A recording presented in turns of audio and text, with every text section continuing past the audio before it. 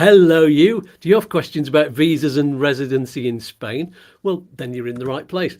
I will be joined shortly on the virtual settee by the virtual pool by our best friend and visa and residency specialist, Chris from Upsticks.es, and he'll be answering all of your questions about anything to do with that, including what healthcare cover you need. We'll talk about healthcare cover a little bit extra today. I think we'll focus on that. So stick around. Get yourself a mention in the live chat or in the comments below and gather round. It's time for our small but perfectly formed cosmic theme tune. Let's dance.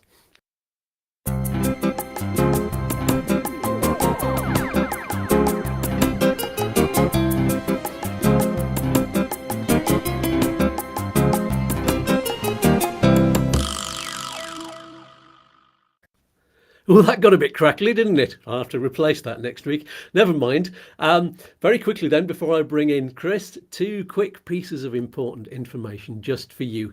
Number one, check out our really helpful website, YouTooSpain.com, for more amazing information, blog articles, and there's lots of resources on there, including official websites that you need to go through, the Spanish government websites for the different forms that you need, all of the different EX forms and paperwork.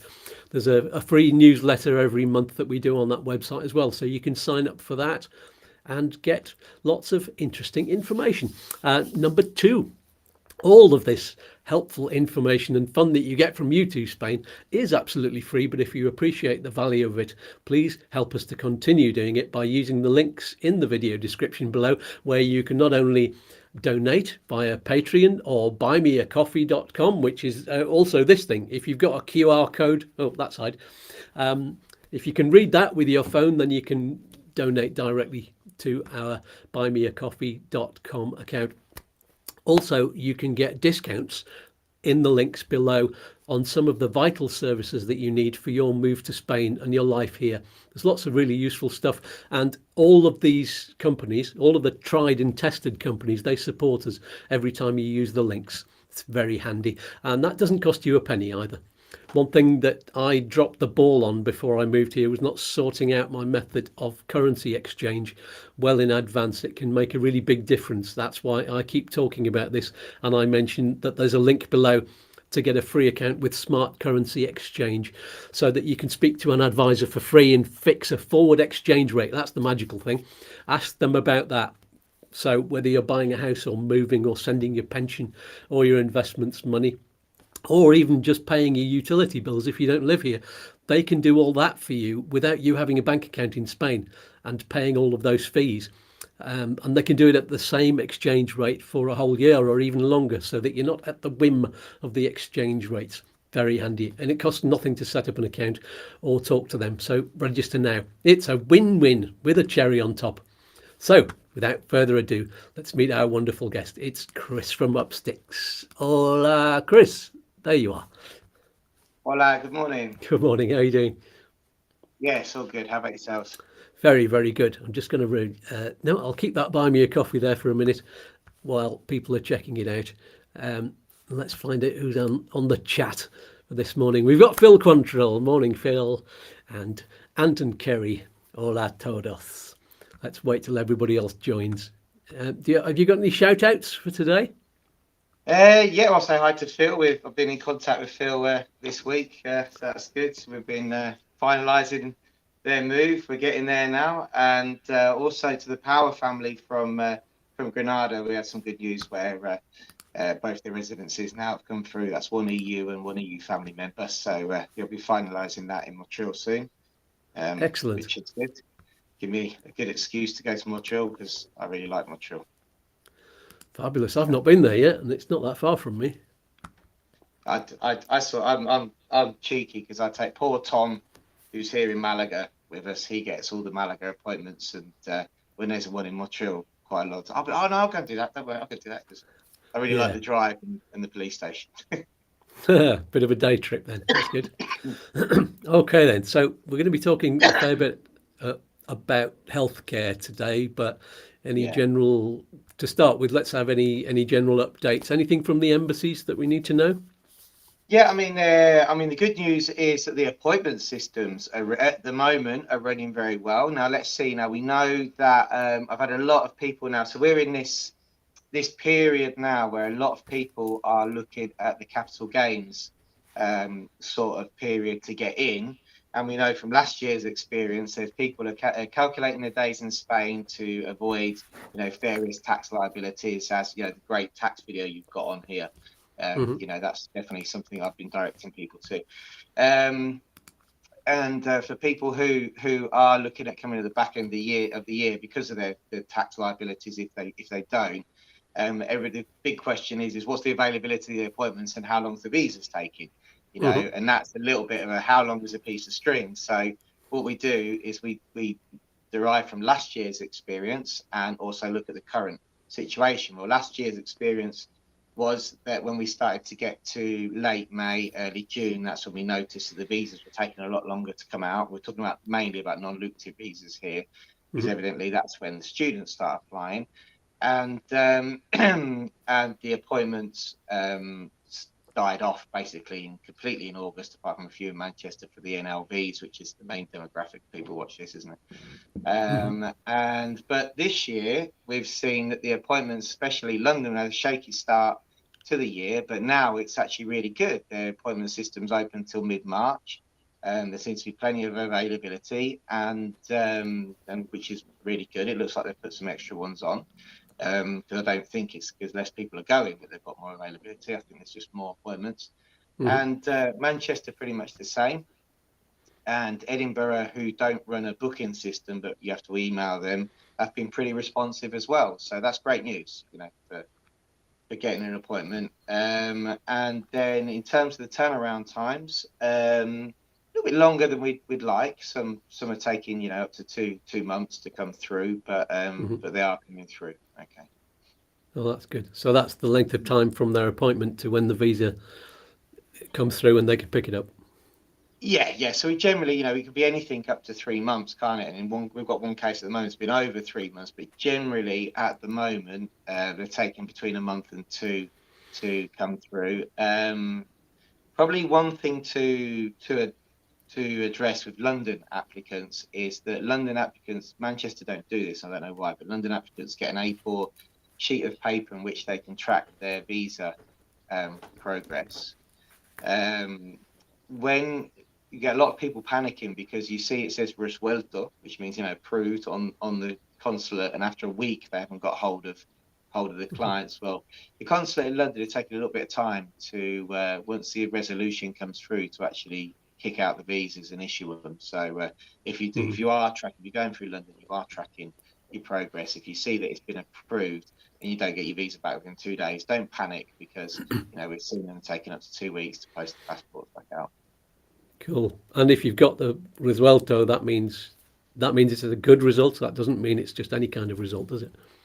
Yeah, no, that's a good result. Yeah, that's generally a good result. I mean, on two occasions out of nearly 100 we've had go through London, we've seen a resuelto and they've actually asked for further documentation. Yeah. But the documentation it was it was just a confirmation of financials. So, it wasn't hard to get and it was easy to resolve. But we have seen that on two occasions where they've asked for further documentation after a resuelto, but the norm is you get a resuelto and then your visa's on its way. Excellent. You had a record, what was it, 8 days at Edinburgh from as the turnaround? Yes, yeah. In fact, you know what? I've actually got Barbara, who watches the channel. I've got her renewal now on my desk right here as we speak. Yeah, we just yeah, she's got we're already into the renewal period now for that was last year, and 12 months goes quickly. Oh, excellent. Hello, if you're Yeah. watching, Barbara. I've not seen you on the live chat yet. We've got David Towers, Sue Lane, Janet Stanton, Ola from a sunny Newark, UK, and Barry from Unitech. Hello, Barry. Good to have you back. Hey. So, I was going to give a response to that. I did a poll on my Facebook group, the Facebook community group for YouTooSpain, that said, "How long is what's your turnaround time been like?" But I kind of mixed the question up, and I said, "How long have you been waiting, and how long did it take?" And of course, that means that there's two different sets of people giving two different sets of answers. So I don't think the results of that are worth talking about. I'm going to do two separate polls for in the near future. So keep an eye out, everybody, on the Facebook group for that. Has there been any updates on driving license or digital nomad visa? No, nothing on the driving license as far as I can see yet. Don't go and get your certificate yet. That's our advice. Yeah, And we spoke about that, didn't we, last week? Yeah, nothing did. yet. Let's hope that that this happens very, very soon. And when it does happen, that they facilitate appointments and what's needed to happen very quickly. Yeah. What we have seen is that, do you remember we were talking about the TIE cards taking a lot longer to come back, and driving licenses in general, because the FMNT seems to have started to catch up a bit now. We've had, I think this week, Jane was telling me we had a record pickup week where, the booked to, I think it was over like 30 appointments or something. So people have all managed to get their cards. So that looks like that's speeding up a bit, which would relate to the driving licenses if it actually happened. So that's good. DMB as well. We're pretty much, in terms of what the paper was looking at, the London Consulate this morning, they haven't updated their information. The Unidades de Grandes Empresas still haven't got the actual application form on there. They're directing you to a different one until they've got it prepared. And we haven't submitted any cases ourselves yet, because we're sort of holding back to see what's happening with the first ones that go through. Yeah. Honestly, we're not going to stick our guys to the wolves. So yeah, basically the same there. I think what's going to happen, it's all going to kick off around March time, when we start getting towards the deadline for the administrations to have all their stuff together. We'll see that will really go, and we'll have bigger instructions and stuff come out. I had a lawyer on last week talking about that, talking a lot about the self-employment visa actually, but we talked about the digital nomad as well. She's saying she's had lots and lots and lots of clients come through saying, I'd like to apply now for the digital nomad visa, and she's saying, just hold on there, let's get everything ready, let's get all your ducks in a row. But they're not putting anything through yet even though the system is kind of there. You can go through the what do you call it, the same system that you do. The golden bit on the Unidades de Grandes Empresas. That's where, so you have we have Mercurio, which is the government, the subdelegaciones, which is where the immigration and investment goes through the Unidades de Grandes Empresas. So it's two separate places. On Mercurio government website, that's actually directed to the provincial immigration. So if you're applying in Granada for, say, an EU family member or something, or your renewal for an NLV, that'll go directly to them. Whereas the Unidades de Grandes Empresas is based in Madrid, so it goes out to Madrid. There was this talk of having this sort of this elite group, of immigration, who were going to deal with it at a national level, but I haven't seen anything on that either. At the moment, we know we're getting responses from the provincial headquarters. So yeah, we've got a lot of people also in our sort of pipeline ready to go. They want to hit it, but at the moment there's just not you're very cautious. I've got one client in particular who's like pretty risk averse and said, well, if we could go for it, so we may look at that in March, but yeah, at the moment there's still a lot of information to come out. Yeah, absolutely. Any other hot news before we go on to healthcare?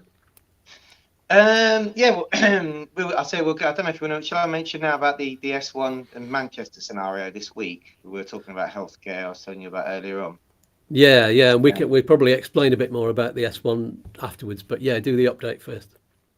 Yeah, okay, so just for people who are applying through Manchester, we had a problem this week, two problems, the same problem for two different families, and we saw this last year.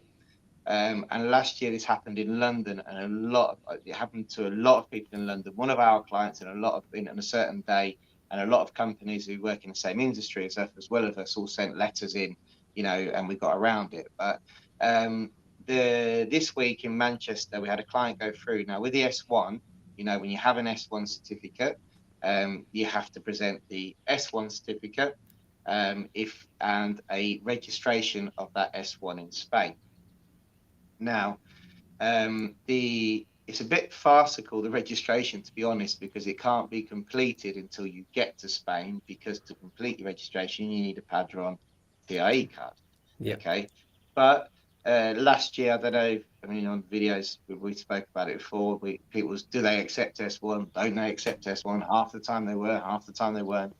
Until we kind of got to this agreement with the consulates that they will accept the S1 as long as the documents have been registered with Social Security and you have the digital registration proof. Yeah. What happens then is you complete that registration once you get your visa. So we call it the pre-registration, right? So in our terminology here at Upsticks, it actually is a registration. We call it pre-registration and completion. So that's been fine up till now, absolutely fine. So we send little packs out with the S1s, this is your pre-registration, until this week when Manchester decided to knock back an application. Well, they didn't knock it back. What they did was they accepted everything. They took the payment for the visa application, but then they gave our client a letter, which is called a requerimiento, which is a requirement letter. The requirement letter said that they needed to present either private health care or the resolution from the Social Security, the S1 have been accepted. Well, the resolution is impossible to get before you have a visa, apart from the fact they gave them 10 days to produce it. And even when you've got the correct documentation, it can take up to 90 days to get this document. So it's an impossible thing. So we sent them an email and just said, look, I don't know if you have changed your criteria, then please let us know, because obviously it's our objective to send everybody with the correct documentation. Here's the pre-registration, make reference to their number, etc., etc. And they got back to us and said, oh, actually, we've reviewed the file. Please ignore the letter, and we've seen that everything's correct. We're going to process the visa application. So I was like, okay, brilliant. But if that letter, it was a scary looking letter, if it landed on the desk of the lap of somebody who was on their own, and that was the only thing that got wrong, you'd be panicking. So that happened. It was resolved. The very next day, got an email from a client. I said, because we always ask for a report back, what happened at the consulate, tell me, did we jump on the phone? Everything went well apart from the S1. I was like, I know what you're going to say. Yeah. So again, same template email from the day before, just explains the situation of the consulate. Day after, the consulate replied and said, actually, no, we've revised the file and we've seen it, had everything in place and it's fine. So brilliant. That was very passive aggressive of you, saying the question, oh, have you changed your criteria by any chance? Then let us know. That's a good way of saying, no, you're wrong. It's the best way to handle immigration, I tell you. It comes from the years of when I used to be on the ground doing before Brexit, and all Brits were EU, and we used to go and get the green cards, didn't we? And that meant a physical appointment with somebody. You would go with somebody to argue with the police, and each police station used to have their own criteria. I've got this famous story about where I took this lovely retired couple, exactly the same paperwork, and they rejected one and accepted the other one. So that was always the tactic, was always passive aggressive, like, oh, great, it's great you've changed your criteria, but if you could just let us know for the next one, and then they'd go back and go, Brilliant. It's a good one. Oh, Beverly's joined us. Hello, Beverly. We were talking about you before. Your renewal is through, Chris was saying. Brilliant. So let's get on to healthcare. We've got, let's see, 3 questions from social media on healthcare as well. So I think it's worth just putting Paul's question up first. Let's see. It is, can you confirm the position with healthcare? Is it a condition of an application for residencia that private health insurance is required? So that's a good basic question to start with. That's a fantastic question, yeah. So healthcare is a requirement for residency in any format. So if you're going to get residency here in Spain, whichever way you get it, you're going to have to prove you've got healthcare under one way or another. The thing is, evidently, there's quite a few ways you can get healthcare.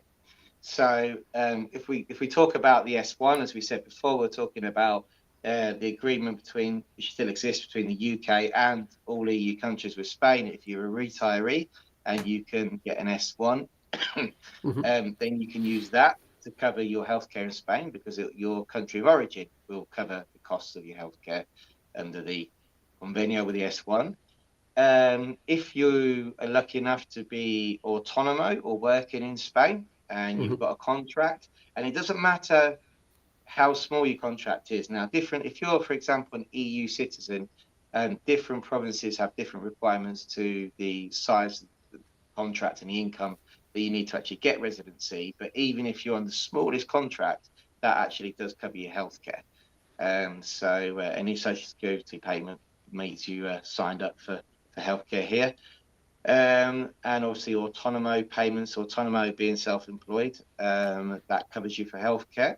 Mm-hmm. And then if you don't have any of those and you're applying on a basis of not working or as a retiree doesn't qualify for an S1, then you do need a private healthcare policy.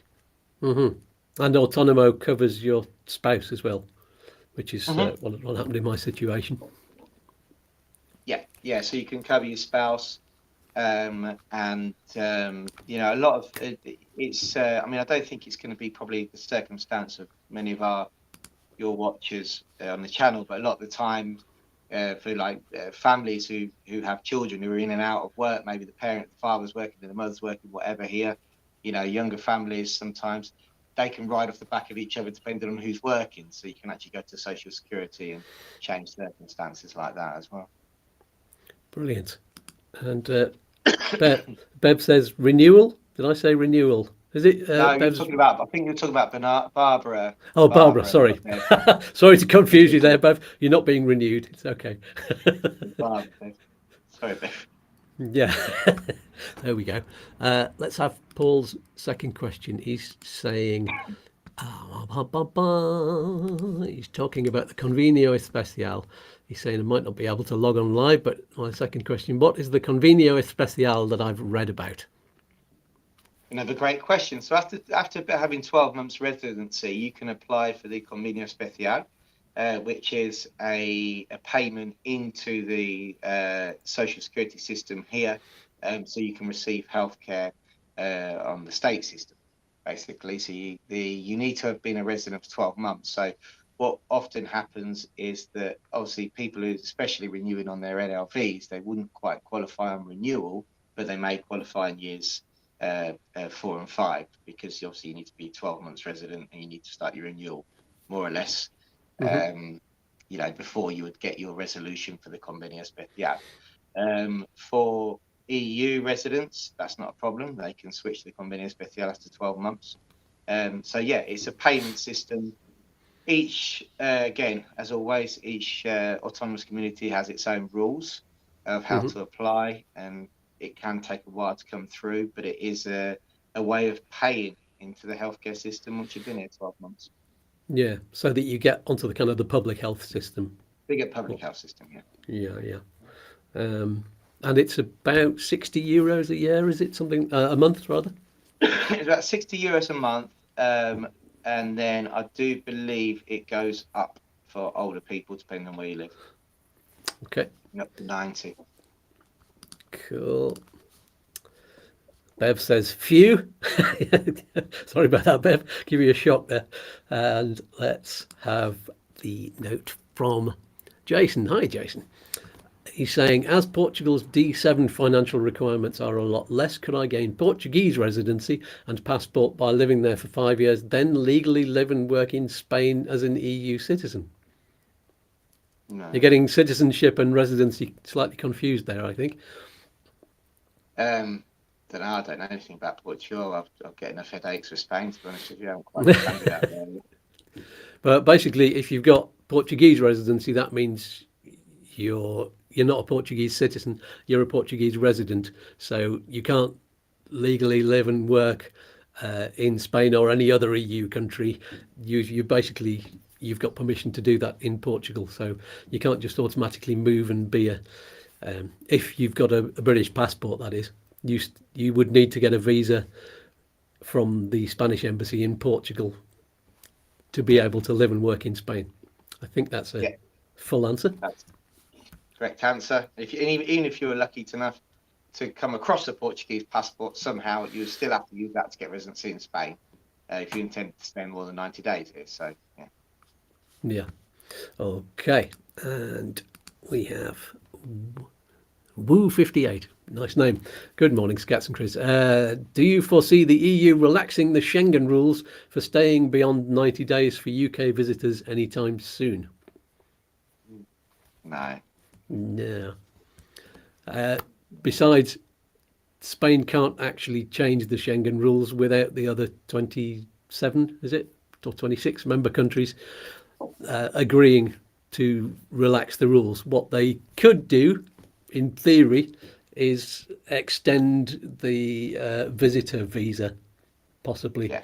if they had the intention of doing that, which I don't think they have. I think maybe some ministers in Spain would like that to happen, but it would take such a lot of bureaucracy for it to go through, and everybody would have to agree, and it would have to go through Parliament. So I very much doubt driving it. licenses through. Imagine going for the Consejo de Ministerios. They're still waiting for the driving license to pop up on their radar. So I think we're going to struggle to get that one pushed through.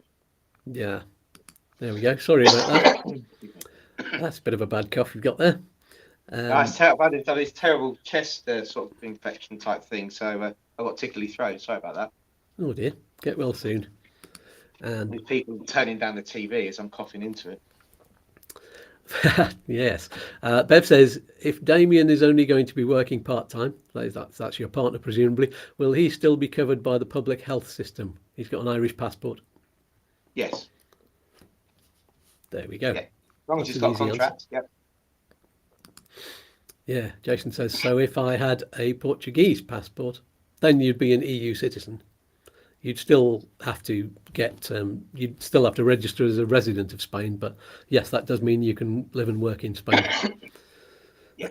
It's a difference. We always explain that difference between having permission and having to register. So EU citizens are obliged to register, whereas non-EU have to ask for permission. Aha, that's a good way of looking at it. Okay, let's get Sharon's question up. Sharon Gibson, who is on social media, is asking about prescription charges. My husband and I would be interested to know how much prescription costs would be for diabetic type 1 medication and also underactive thyroid medication. You know anything about that?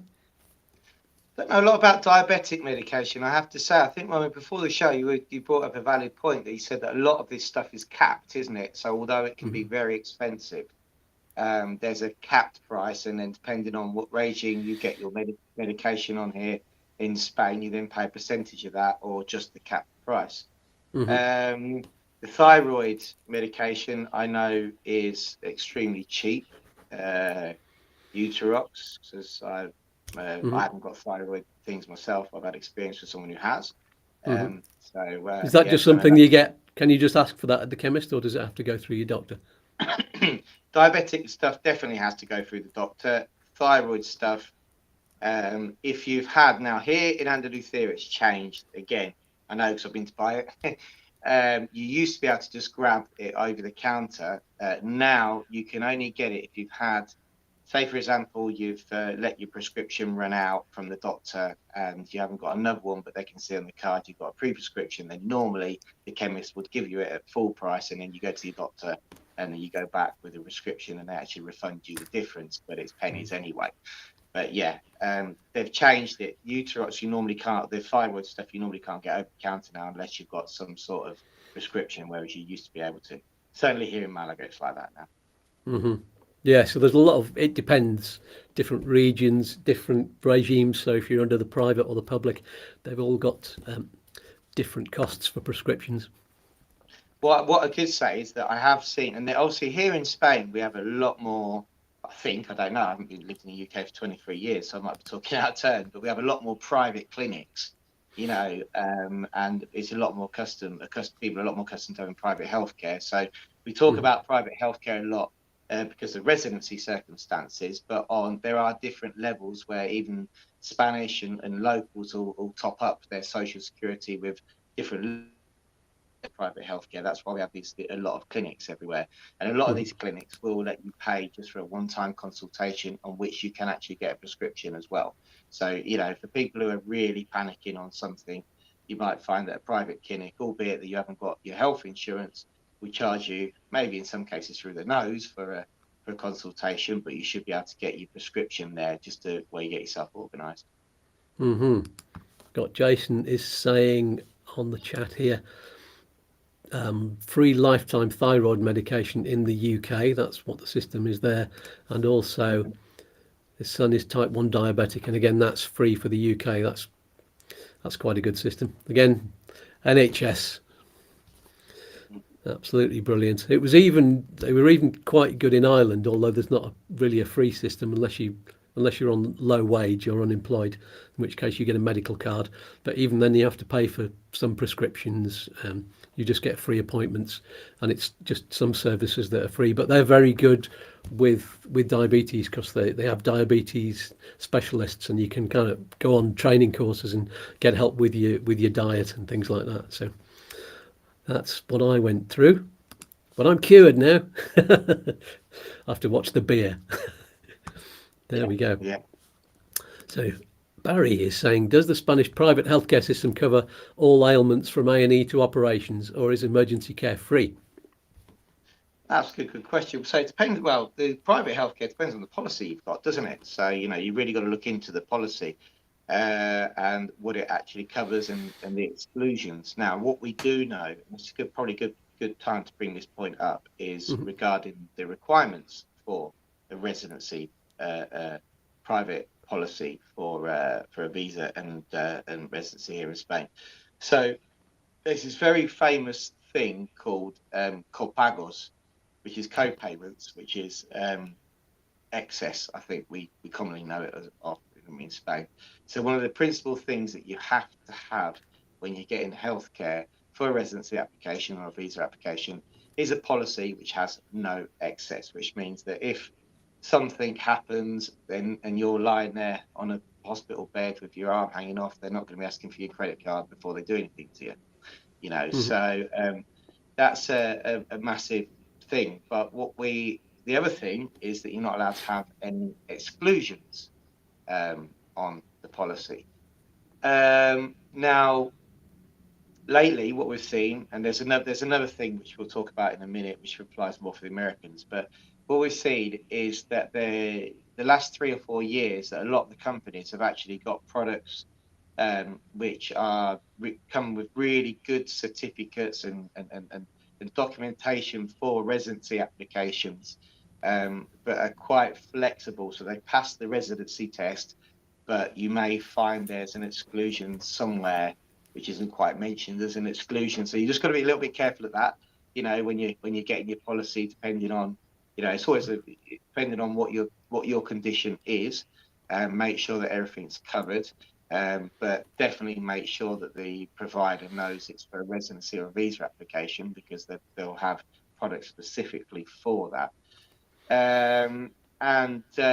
What we've seen is in the UK, generally, there's another thing which is called waiting periods. So it's tiempo de carencia. So sometimes you'll get a policy which is a year for the initial year, but there'll be 6 months where you can't access certain things, like what Barry's talking about there. So for the first 6 months, if you do have to have an operation, it's not covered. Now, the consulates in the UK don't seem to bother too much about it, as long as it's not actually put in the certificate there is a waiting period. If you've got in the certificate there is a waiting period, sometimes that could be a problem. Whereas in the States, they generally ask for the certificate to say that there isn't a waiting period on the policy. We recently had one which had a problem with that. So, if it's not mentioned at all for the UK, most of the time it's okay. In the States, they specifically want it to be mentioned that there's no waiting periods on it. And what about you talked about emergency? They'll always take you in to care for you in an emergency in A&E. Is that any part of that free? No. So no. If you're unfortunately, if you're not covered at all under the Social Security, then and you do get taken in, you could find yourself with a bill. You'll always be covered, but you could find yourself with a bill if you've got absolutely no way of proving that you've got any payment at all through your social security. So yeah, you just have to be a bit careful with that. I know people have received bills, to be honest. So yeah, you'll always be picked up off the street, evidently. You know, no one's going to say, well, you're on private, we're just going to call the private people, you know, but you do have to be slightly careful. Now, what you'll find is that in emergency situations, this is just experiences what I've had, is when people have been taken in emergency situations and then can be transferred to their private, the private have arranged that and they've come and got them, they've taken them there, and there hasn't been charged for it. Whereas if people have had to have extended stays in hospital under social security with no health care at all, then it could be a problem. There we go. It's a good question. Obviously, if you're just on holiday and you're not a resident, you've got the EHIC or the GHIC cards, Yeah. and that covers you for free, certainly for free emergency treatment, not for any pre-existing conditions. There we go.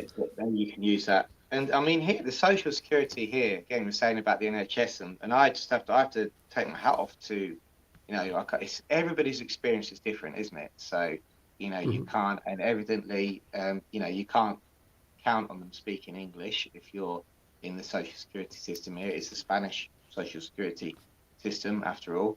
But me personally, our experience has been, you know, amazing. It's been they've been really, really good. You know, they've been as a family, our family, we've had great experiences, and at the moment, because of they're catching up, a lot of the time you get referred to private hospitals anyway. So if you've got something wrong, so even better. Brilliant. Excellent. So Paul Cook is asking, hello Paul, when I move to Spain in 2 to 3 years time, I'll be 58. Will I be able to get S1 when I reach retirement age?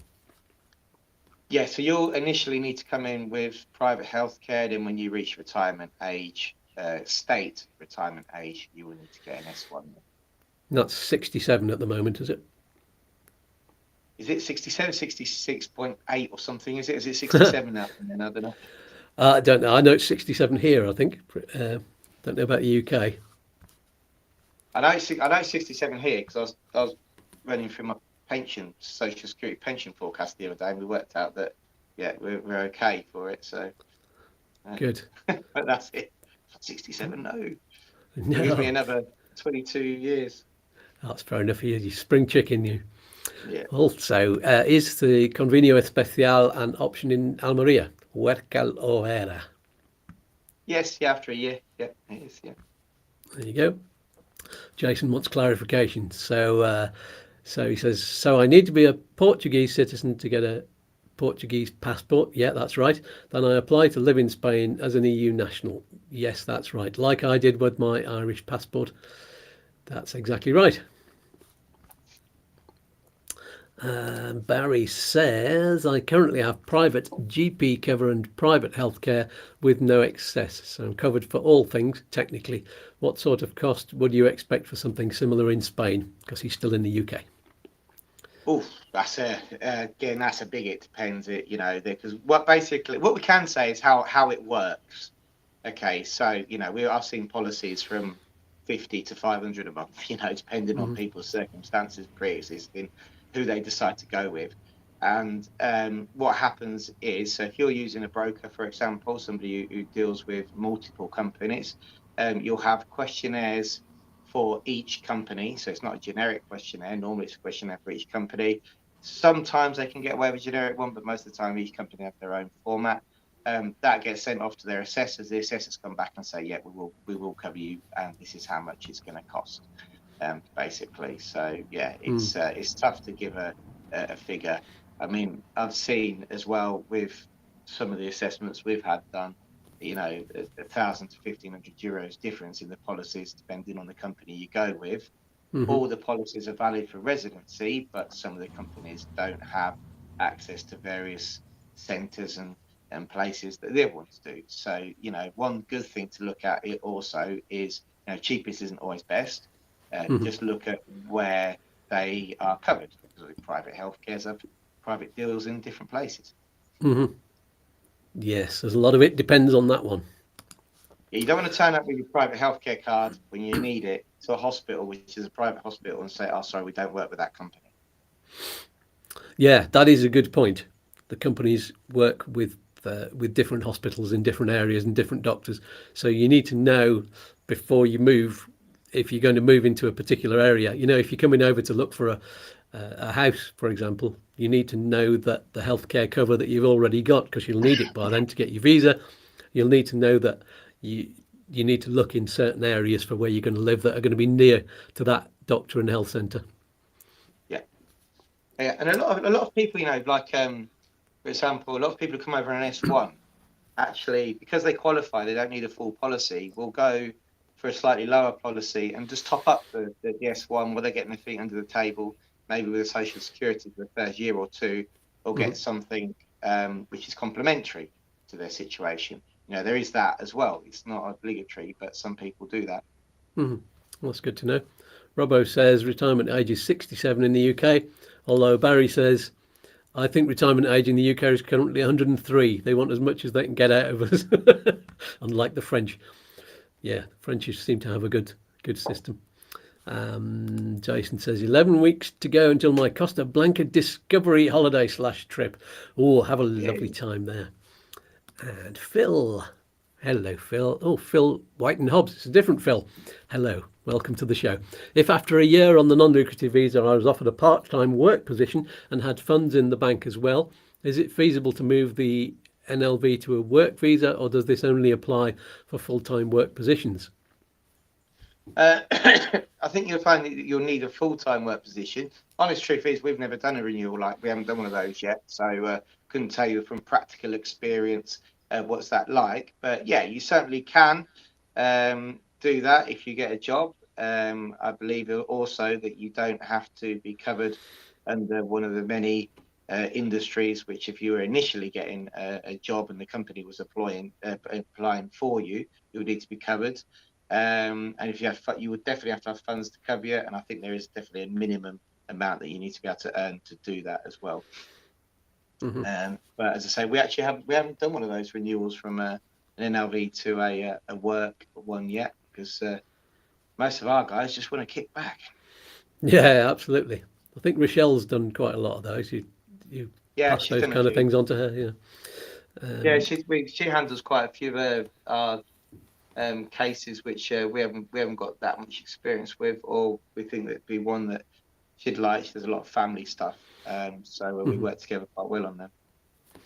Great stuff. And Robbo, hello Robbo. Do you have to have private health insurance in place, in brackets paid for, during the visa application process before being granted the visa? Great question. No, you don't. Now, there's a common misunderstanding of when you have to start your health insurance here for your visa application, and it doesn't actually even have to be in place at the time. It doesn't have to have started, at the time of your appointment. The start date of the policy can post-date your appointment, so you're not wasting that healthcare while you're waiting for your visa. There's a bit of a juggling game as to when it starts, because when you go for your appointment and when it starts and when the companies are actually willing to give you the policy. But as long as it's paid up in full and you have certificates and proof of payment, if, for example, you're going to an appointment in the middle of March, you can start your healthcare on the 1st of May. Yeah, so we've got people who, at the moment, we're planning for a mid-March appointment, and they're looking at, a May onwards entry into Spain. In that case, what we'll do is, because the healthcare providers always start their policies on the 1st of the month, some providers will let you pay 2 months before, some have to wait. It will only let you pay a month before, so it depends who you use. In the circumstance, we've got a particular client at the moment. They're all lined up now, ready for a mid-March appointment, which you've already got booked through the London consulate, and their health insurance starts on the 1st of May, which means there's 6 weeks between the appointment for the consulate to issue the visa. If they don't issue the visa in that time, evidently your healthcare starts, and you do start losing that healthcare while you're waiting for your visa. But it's a good way of mitigating, not losing too much. There we go. Bev says, AXAP quoted me €165 a month for her and Damien. They're in middle age range, 60 and 52 years of age. She was impressed with that. Yeah, that's not a bad quote. That's good. Barry says, best advice, don't get ill. Yeah, nice one, Barry. And Jason says, Mediterranean food, that's specified. Mediterranean food. absolutely, yes, very healthy. Will UK life insurance cover me if I move to Spain, or does it depend on the company? That's an interesting question. No, well, for the health insurance, if you're coming to get residency here in Spain, life insurance isn't going to cover you. You'd need a health insurance from an operator which is authorised to operate in Spain. Yes, I have life insurance from a UK company, but they changed it over when we moved to Spain, to a Spanish policy. They said they could cover me. They covered us Okay, brilliant. while we lived in Ireland, and now they're covering us again. They've just continued the policy, but kind of changed the rules because it's there's an EU part of their company that they had to change it to or something. So they stopped it and restarted it again. So I guess it depends on the company. I don't know if all companies do that. Right. So yeah. So the life insurance will still cover you for your life. It wouldn't cover you for anything to do with your residency. Yeah, no, it's just paying money into an empty space. If I don't die, I get a note. There you go. Paul Strickland, hello Paul. We entered Spain on the non-lucrative visa, but my partner is due to get Irish passport soon. How do we change our status? Good question, so that we don't continue to go through the NLV year 2-3 process. Thank you. Great. So yeah, you can. So your partner, once your partner gets the Irish passport, then they can switch on to an EU residency platform. Now, we spoke about this once in a video when the first time that somebody turned up with a non-lucrative visa, British passport, Irish passport, or one of the Stancarillas, they just stood there shaking their heads saying, I don't know what to do with this. But no, it happened many times. Generally, it's better if you wait till you're in the renewal period of the NLB, because then you don't actually have to renounce any residency that you currently have in place. And then the EU family member would go directly to the Estrangeria, to the Foreigners Office. They don't have to apply to immigration and get their EU residency. And then off the back of that, Paul, the British citizen, would have to apply for an EU family member's residency. Okay. And that can all be done within Spain without visiting a consulate. Brilliant. There's something I note here called a Certificado de Concordancia. I think that's changing your nationality with your NIE number. Is that right? Yeah. So this Certificado de Concordancia is a real pain in the backside, but here in Malaga, touch wood now, they don't request it for things like switching your nationality to EU on when you're updating NIE or something like that. It's something that we used to get requested a long time ago. They say you used to go to the British consulate, get a Certificado de Concordancia to prove what your nationality actually is, the historic list of your passport, etc., etc. At the moment, luckily enough, it's something that we don't get asked for anymore.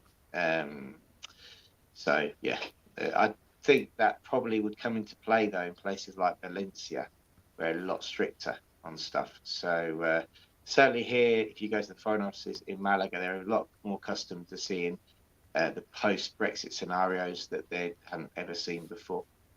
There we go. Anti saying for our information, France currently are kicking up a fuss about extending the retirement age to 64. Yeah. There we go. Oh, Vodka Dave says hello. And Jason says he's going to ask his company when he moves. Thanks for that. And Phil, another question. Can you volunteer? Can you do voluntary work on a non-lucrative visa?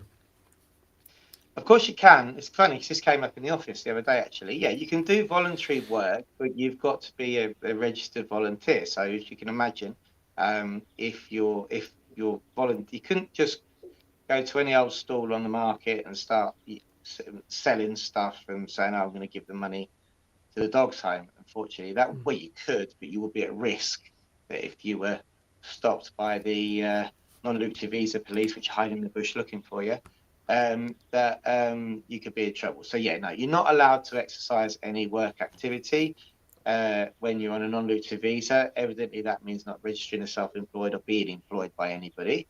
If you are going to do some voluntary work, that's brilliant. That's a great idea. but make sure that the people that you're volunteering for is a registered charity. Okay, so even if it's a shop or something like that, it's a registered charity, they've got a registration number, and that they can register you as a volunteer. Yeah, so now there's plenty of people who have just, done bits and bobs and, helped out, but and it's very unlikely that the social security can come to you and say you're doing an activity because you're selling flowers for the dog's home or something, but you don't want to put anything at risk when you've been through all of that hard work to get an NLV. So it's got to be a registered charity and you as a registered volunteer. Yeah, great stuff. Bill says thank you for that.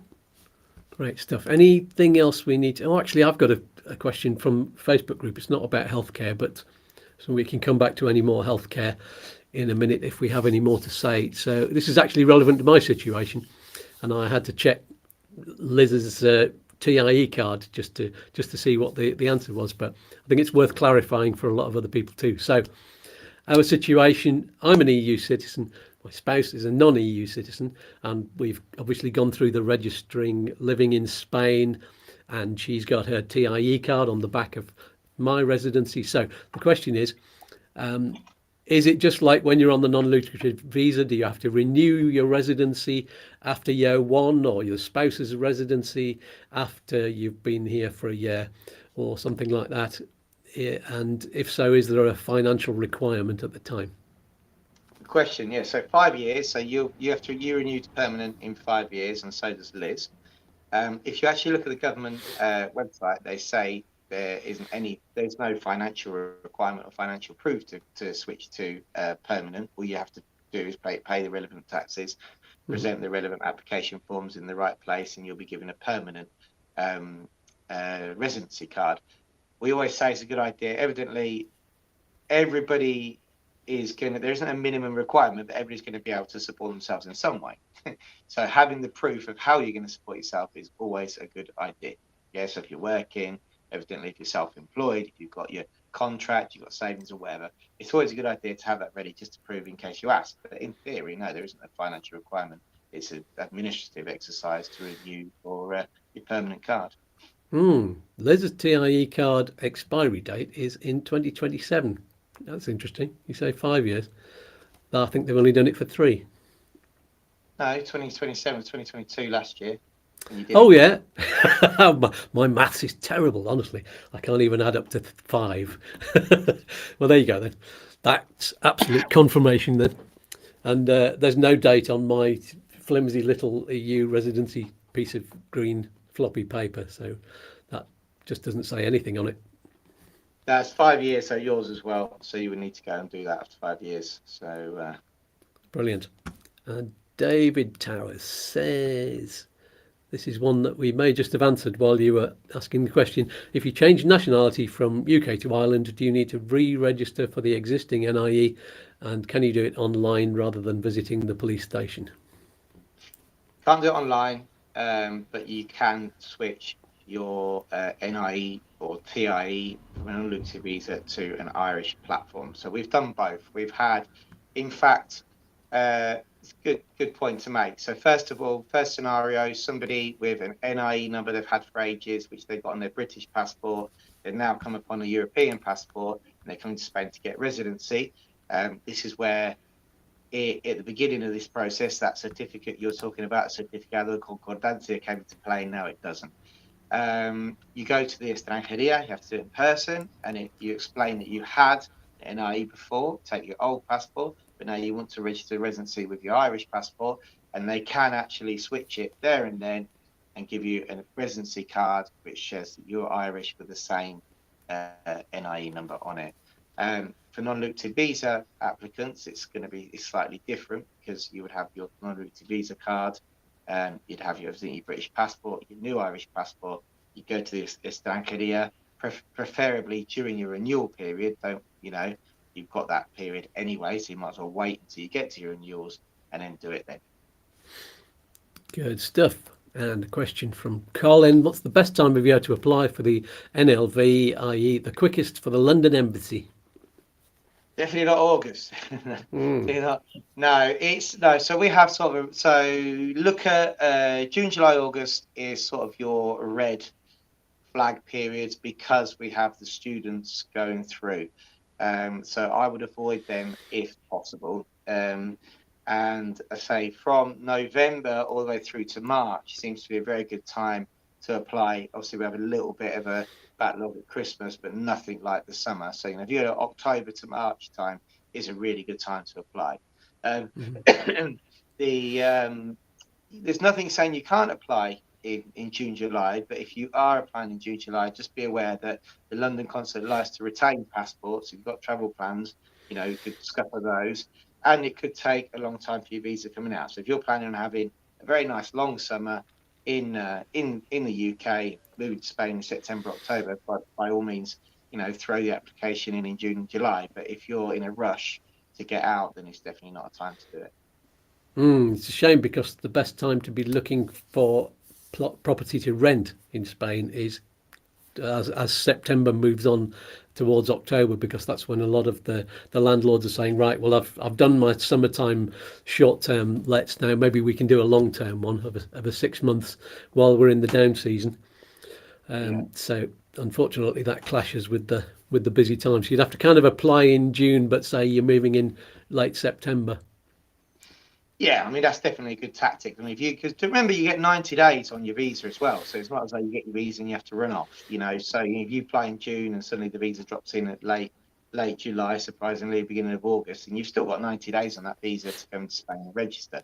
Evidently, don't leave it to the back end of the window, because when you get in, you've got your 30 days to apply for your appointment and register the visa. But it's certainly, you have got that flexibility. Can you request a later date? Can you request Sorry? a later date and say, I'm not moving until September? Will they put the September date as the date of your visa? Yeah.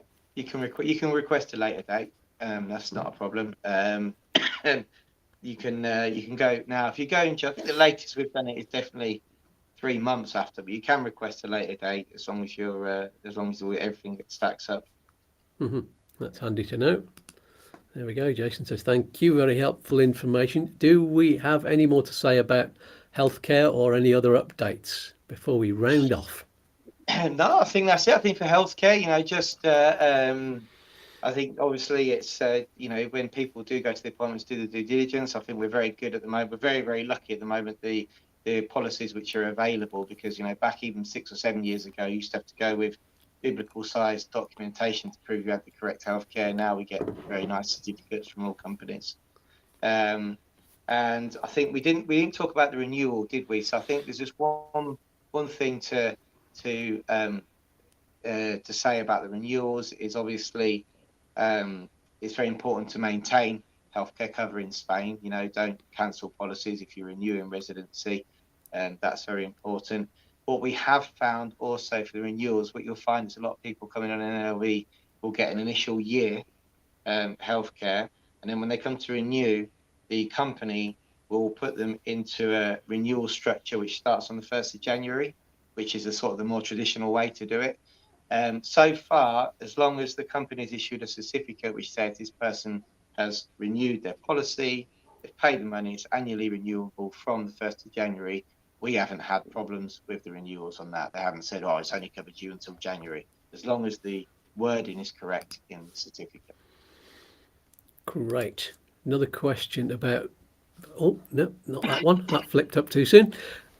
Woo58 says, if I volunteer to do work for a charity in Spain under the NLV for, say, 11 months, will I have any issues if I take my UK registered vehicle into Spain for the above period? Yes, if you're on an NLV, you need to register it here, yeah. You'll be a resident. Yeah, there you go. So it doesn't really matter whether you're volunteering or not for that one. It's just, your vehicle has to be done anyway. So, Bill Aitken. Hello, Bill. Bit off topic, but can I put in a question on residency and wills? Hestor, who insists if we have no UK assets or will, we do not need to say we want UK law to apply for our wills. That's interesting, because I wanted to put ours through UK law. It's whether you've got anything to give to your children, isn't it? Is it just property? Do you know anything about that? I would definitely put it as UK law. You don't want it to fall into Spanish law, but you don't. Albeit you haven't got assets in the UK, your Spanish will, makes reference to your Spanish assets. So if you've got assets in the UK, it's always a very good idea to have a will in the UK as well. But if you And you've don't, got assets in, but if you don't have assets in the UK, should you just do one under Spanish law? no, you can apply your national law and divide your assets. The Spanish law doesn't automatically let you divide your assets how you see fit, whereas Mm-hmm. UK law does. So depending on what Bill's circumstances, if the way he wants to divide his assets falls under the Spanish structure, well, that's fine, and don't bother us, But if I haven't got any assets in the UK at all, but I apply UK law, the division of assets and inheritance law, to my will, because I want it to be like that. I want it to go. I want everything. For example, at the moment here, if it was under Spanish law, then my assets would be divided between my wife and my kids in a different structure to how I've got it because I've used my own law. So Mm-hmm. I would say definitely look at that, and Yeah. do that.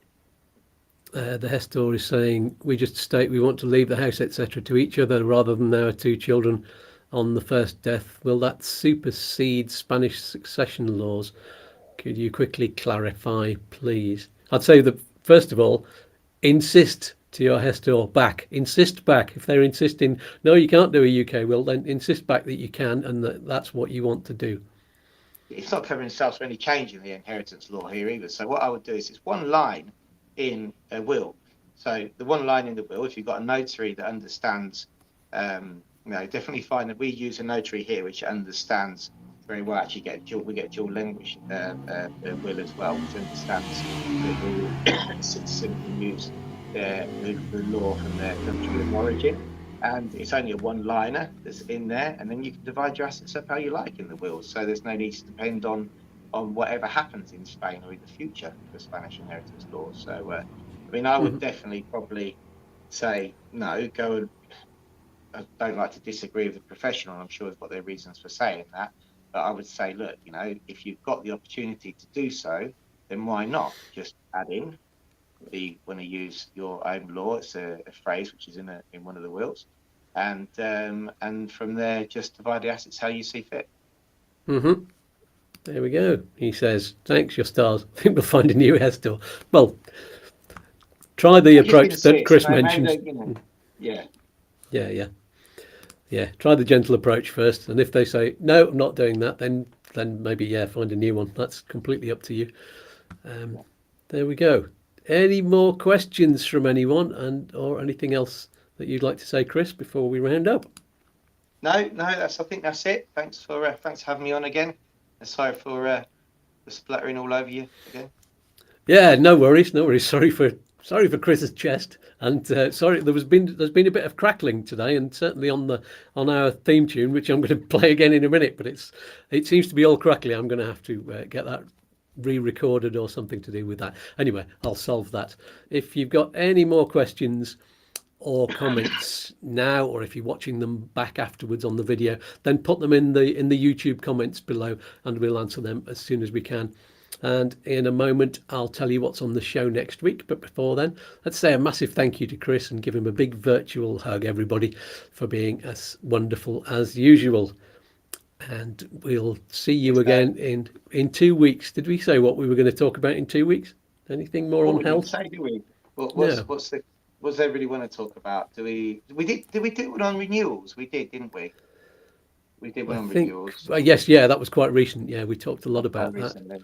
We'll have a think over the 2 weeks. People, tell us on the Facebook group what you'd like most to hear about. I mean, these kind of general questions shows about visas and residency and healthcare in general, I think they work really, really well. So if you want kind of a lot of these kind of shows, then we can do that. But if there's anything, a hot topic or an update that we need to do, then we'll fit that in, and I'll announce that on the Facebook group. So if we don't come up with a fixed topic that you want, then we'll do that. No, me, I'm happy to waffle on inside my capacity. Fabulous. Okay then, Chris. Thank you very much. We'll see you again soon. Bye for now. Bye. There we go. Hey, Ant says, "Ta-ta for now. P.S. I've run out of oranges." Well, yeah, it's the end of the season. We've only got one left on our tree. There's just one sitting on the ground and one on the tree. But there you go. They'll be back. And Barry says, "Do driving licenses. You could turn it into a soap opera." Yeah, why not? Hopefully, we'll have some updates on that next week. And so, what we're going to have on the show next week. Oh, by the way, don't forget to click on the like button. Everybody click on the like button now if you haven't done that already, and subscribe as well. And you'll be the first to know what's coming up in future shows and on the midweek videos. Next week, on Saturday, we're privileged to have the amazing Rachel Bournes from the Facebook group After Brexit in Spain. This is a group I highly recommend you become a member of. It's a private group, and the reason I'll recommend it is because Rachel in particular, she's a stickler for detail and correct official information. She doesn't just answer questions with one sentence. She does several posts that keep on going through in the comments, and she's got them all linked up. She's got them catalogued so that if you ask a question that's been asked before, she can link you back to that particular post, and really, really detailed. And she's got articles and answers on everything to do with moving to Spain, and not just from the UK either. You don't be fooled by After Brexit in Spain. It just so happens that that's what the group was for to begin with, but they'll give you advice on everything. We've had the pleasure of her company on the show before, and it was very successful. I'm sure you'll all find the show very helpful next week. Again, you can ask questions in advance on the Facebook group, and so get your thinking caps on. We'll see you next Saturday morning at a regular time of 9 o'clock if you're in the UK or Ireland or the Canary Islands, or 10 a.m. if you're in Spain or Central Europe. I can't wait. Don't forget your free yoga and meditation classes. I should say this a bit earlier on so that people who've already turned off will be able to hear this. But my lovely wife has a YouTube channel called YouTube Yoga and Aromatherapy. The link is below with all of those other lovely links where you can get discounts. And don't forget to sign up for Smart Currency Exchange. Do that now. That's all for this week. Somebody pass around the cookies. I'm not allowed them. It's diabetes again. Peace and love to you all. Let's do that one little cosmic dance and hope that the theme music isn't too crackly. Here we go. Bye bye for now.